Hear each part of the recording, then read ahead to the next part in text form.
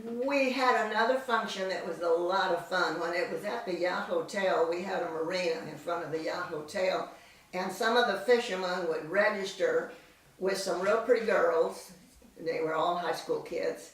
They would have a harness and they would swim out with a line attached to them, and the fishermen would sit on the dock and try to reel them in. And of course the girls were fighting really, really hard to stay out there because there was a trophy for that, or a prize, maybe a monetary prize. But that was fun to watch those guys trying to land those girls.